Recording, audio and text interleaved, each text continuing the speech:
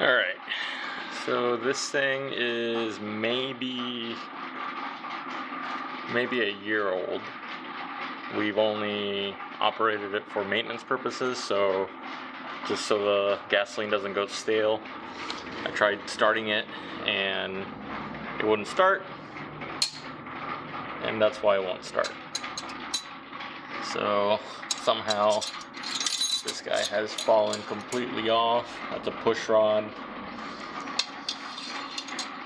so it makes sense why it wouldn't start. I did the basic stuff, so I did the carburetor. It was brand new. Spark plugs, brand new. Just check the obvious first, but then this, I don't know how this happens.